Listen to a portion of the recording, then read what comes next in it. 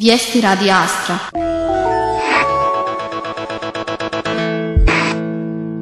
Vrhovni komandant NATO-a za Evropu, američki admiral James Stavridis, izjavio je u srijedu u Prištini da NATO neće smanjiti broj svojih vojnika na Kosovu. On je tokom prijema kod predsjednice Kosova, Atifete Ahjaga, rekao da je NATO privržen stvaranje sigurnog i mirnog okruženja za sve građane Kosova. Predsjednica Ahjaga je ocijenila da je bombaški napad na pripadnike KFOR-a u utorak kod prelaza Brnjak još jedan pokazatelj ilegalnih i kriminalnih srpskih struktura da ometaju vladavinu zakona u 3 opštine na sjeveru Kosova, ocjenjujući da sjever i dalje ostaje glavni izazov za institucije Kosova. Predsjednica Ahjaga izrazila je snažnu podršku akcijama mirovnih snaga NATO-a na ukidanju barikada i stvaranje uslova za slobodan protok ljudi i roba na cijeloj teritoriji Republike Kosova, navodi se u saopštenju predsjedništva.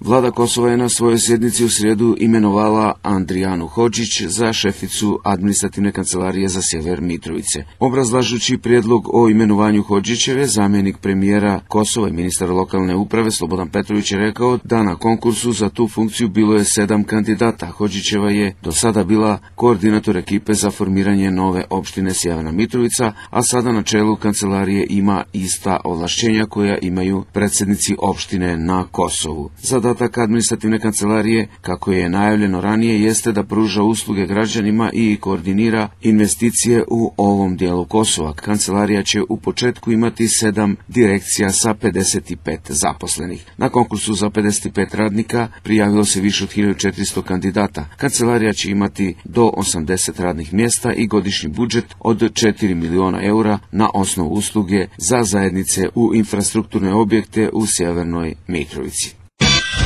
Predsjednica Kosova Atifete Ahjaga izrazila je spremnost da se sastane sa bilo kim, bilo kad i bilo gdje kada je u interesu naroda i države Kosova. Republika Kosovo je suverena i nezavisna država kojoj je zagarantovan teritorijalni integritet i kao takve predstavlja se u svim međunarodnim odnosima ravnopravno sa ostalima, kazao je za Radio Slobodna Evropa Arber Vlahiju, Ahjagin savjetnik za medije. On podsjeća da predsjednica neprestano podržava proces dijaloga između Kosova i Srbije, koje se odvija u Briselu uz posredstvo Evropske unije. Dijalog smatram jedinom alternativom i načinom da dvije zemlje koje su prošle kroz rat normalizuju svoje odnose i saniraju ratne posljedice. Ahjaga dijalog u Briselu smatra jednim načinom koji se Srbija može pomiriti da poštuje međunarodne norme u odnosu sa Kosovom i njenim narodom. Predsjednica Ahjaga naglašava da je neophodno da se sprovedu svi postignuti sporazumi u dijalogu između dvije zemlje, kazao je Vlahiju. Ahjagina izjava je usledila nakon što je predsjednik Srbije Tomislav Nikolić izrazio spremnost da razgovara sa njom. Predsjednik Srbije Tomislav Nikolić spreman je na dijalog sa predsjednicom Kosova Atifete Ahjagom, izjavio je u sredu za Radio Slobodna Evropa izvjestilac Evropskog parlamenta za Srbiju Jelko Kacin. Kako prenosi taj radio, Kacin je rekao da je Nikolić tokom posjete Briselu izrazio spremnost da razgovara sa svakim sa Kosovom osim s premijerom Hašimom Tačijem, ocijenivši da je time inicijativa za susret na vrhu Beograda i Prištine praktično potekla iz Beograda. Kohaditora piše da je Evropska unija optimistički raspoložena o mogućnosti susreta Atifete Ahjaga i Tomislavom Nikolićem. Visoki međunarodni zvaničnici su za Kohaditore kazali da se u Briselu radi na tome da susret na najvišem nivou označi napredak u dijalogu Kosova i Srbije od tehničkog na dijalog na najvišem nivou. Nikolić je prošle nedelje boravio u Briselu, gdje su mu tamošnji zvaničnici prenijeli da je normalizacija odnosa sa Kosovom bitna za Srbiju da bi započeli razgovore za učlanjenje u Evropsku uniju. Savjetnik predsjednika Srbije Marko Đurić izrazio je zadovoljstvo razgovorima sa posrednikom Evropske unije u dijalogu Beograda i Prištine Robertom Cooperom i dodao da bi mogući pregovori trebalo da se vode na što je moguće više političkom nivou. Dakle, da se pregovori ne vode samo o tehničkom nego i političkim pitanjima, jer je to pravi put da se približimo rješenju koje zadovoljava naša država i nacionalne interese, rekao je Đurić za agenciji Beta nakon sastanka sa Cooperom. Nakon sastanka predsjedništvo predstavništva Srbije izrazilo saopštenje u kojem se navodi da su predstavnici Evropske unije pozdravili spremnost srpske strane da se pregovorima na višem nivou sve zainteresovane strane upute u rješenje ključnih problema na Kosovu. Đurić je dodao da je cilj razgovora bio da se domaćini upoznaju sa vođenjem Evropske unije, dosadašnjim razgovorima dvije strane i njihovom interpretacijom dosadašnjih dogovora. Na pitanje da li je posrednik Evropske unije doneo neke sporazume koji do sada nisu predstavljeni javnosti, Nikolićev savjetnik je kazao da su razgovori imali veze samo sa do sada postignutim sporazumima i dosadašnjem dogovoru između Beograda i Prištine. Šef pregovaračkog tima Beograda Borislav Stefanović izjavio je da će se budući pregovori sa Prištinom voditi na višem političkom nivou, da će ih vjerovatno predvoditi predsjednik ili budući premijer Srbije. Stefanović je na konferenciji za novinare u vladi Srbije rekao da je tehnički dijalog sa Prištinom dao vrlo konkretne rezultate, ali da su sada na redu politička pitanja kao što su sjever Kosova, zaštita Srba južno od Ibra, status srpskih manastira i crkava i imovine. On je rekao da je dobro što je predsjednik Srbije Tomislav Nikolić preuzeo inicijativu po kosovskom pitanju, ali ocjenio da će predsjednik morati o tome da se dogovara sa novom vladom Srbije, jer su na redu pitanja koja zahtjevaju konsenzus s Beogradom. Stefanović je kritikovao posrednika Evropske unije u pregovorima sa Prištinom Robertom Cooperom, ocjenivši da pojedine sporazume sada tumači onako kako to odgovara Prištini, iako to nije bio slučaj na dogovorima u Briselu. Stefanović je kazao da prije svega misli na sporazum o regionalnom predstavljanju Prištine i fusnoti koja se uz to koristi.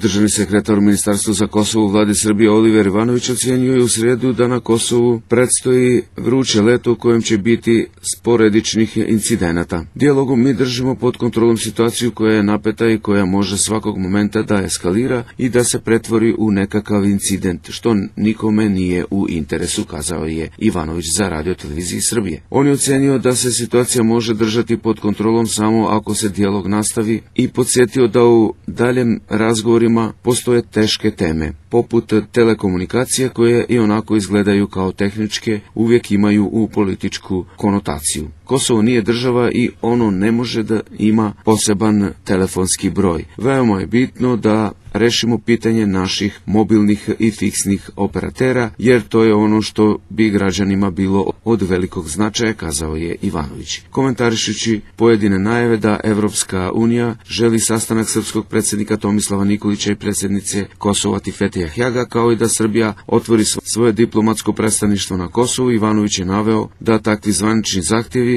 ne postoje. Sastanak dva predsjednika bio bi indirektno priznanje i ja mislim da nećemo tako daleko upuštati u tu priču, kazao je Ivanović, dodajući da je to crvena linija koju ne treba preći. Šef misije Evropske unije Samuel Žbogar izjavio je da srpsko priznanje Kosova ne treba očekivati u skorije vrijeme i da to pitanje treba ostaviti za budućnost, ali da se može postići mnogo u izgradnji povjerenja između Srba sa sjevera Kosova i Prištine. U intervju za slovenačku agenciju STA Žbogar je izjavio da multietničko Kosovo žele sve zemlje Evropske unije, pa i onih 5 koje ga nisu priznale. Mislim da Srbi sa sjevera Kosova i Priština sadašnji status smatraju neodrživim, ocjenio je Žbogar. U Prištini raste nezadovoljstvo jer sjever nije integrisan i nije pod njihovom kontrolom, a sjever je frustriran s dugotrajnom izolacijom, stalnim stresom, uzbunama i sličnim stvarima, a raste i strah od budućeg razvoja događaja, dodao je Žbogar. Prema njegovim riječima, ovo je trenutak kada Evropska unija, vjerovatno zajedno sa Sjedinjenim Američkim Državama, treba da razmišlja kako da dođe do pomaka u odnosu na tu situaciju. On je također ocjenio da se rješenje pitanja sjevera Kosova može pokušati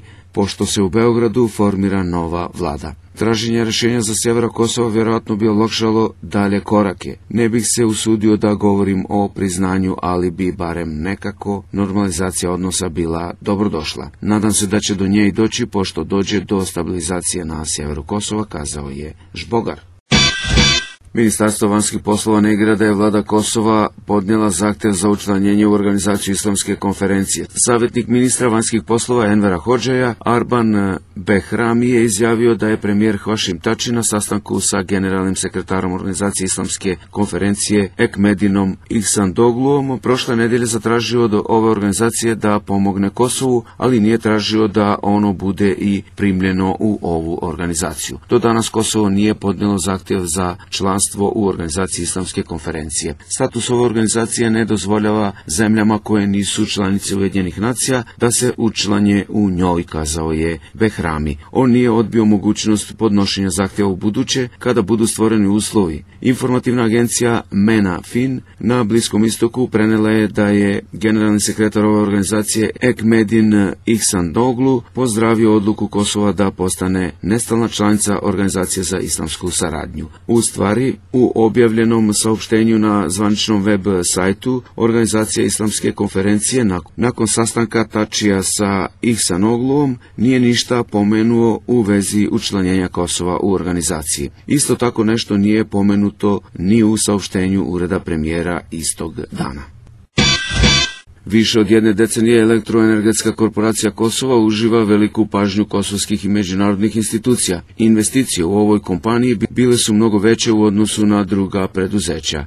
Svih ovih godina vlada Kosova je izdvojila stotine miliona eura iz budžeta Kosova za KEK. S druge strane, KEK je skoro svake godine povećavao cijenu struje. Na taj način građani Kosova su plaćali isti proizvod i preko taksi, ali i direktnim uplaćivanjem pristiglih računa, navodi se u reagovanju organizacije FOLJ. Iako već godinama ovo preduzeće zloupotrebljava loše upravljanje i prikriva trošenje javnih sredstava preko nekih pohlepnih rukovodioca koji vode ovu kompaniju, ne položeći račune o načinu trošenja stotine miliona koje su dali siromašni građani. Podaci o visokoj stopi nezaposlenosti i siromaštva su alarmantni u ovim godinama. Mjesečna potrošačka korpa za jednu porodicu iznosi oko 250 eura, a većina građana Kosova nije u stanju da zaradi toliku mjesečnu platu. Zato poskupljenje struje će poskupeti i onako skup život građana Kosova, a siromaštvo će i dalje ostati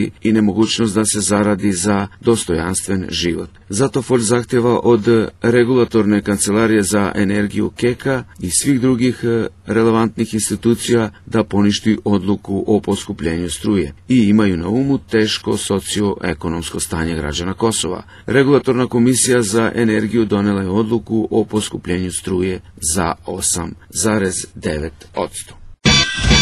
Često u medijima, a sami zvaničnici Švicarske kažu da su Kosovari najveći i najznačajnija zajednica u Bernu. Međutim, brojke Federalne kancelarije za statistiku sa sjedištem u Newcastlu govore drugačije. Zvaničnici Švicarskog departamenta za migraciju Liza Blesar kaže da veliki broj Kosovara ima pasoše Republike Srbije, više od 160.000. Kako se vidi danas na osnovu broja pasoša Republike Kosova, 5. godine od nezavisnosti, Bern će sigurno Kosovare po broju poređivati na prvom mjestu, a ne na trećem iza Portugalaca i Njemaca, izjavila je za informativnu agenciju Naše Preševo Blaserova. Prema njenim riječima, od proglašenja nezavisnosti Kosova uočen je povećan broj Kosovara u Švicarskoj. To znači da je većina od njih uspjela da uzme pasoše Republike Kosovo. Sa povećanjem broja onih građana koji su uzeli pasoše Republike Kosova, automatski se smenjuje broj Kosovara koji imaju srpske pasoše. Od 18. februara 2008. godine do sada broj građana koji imaju srpske pasoše smanjen je za oko 9.000. Ali ako se ima na umu da su institucije Kosova za 5 godina uspjele da snabdevaju samo 7.000 osoba sa pasošima, zaključuje se da će potrajati vrijeme kako bi svojim građanima obezbedili pasoše Kosova, kazala je Blesar. Čuli ste vijesti Radija Astra, poštovani slušalci. Ove iste vijesti možete ih pratiti preko kablovskog operatera TV Eho Rečene, a naravno i kompletan program, a slušajte nas i preko interneta, to se odnosi samo na vijesti, na www.info_ks.net. Svako dobro i ugodan dan.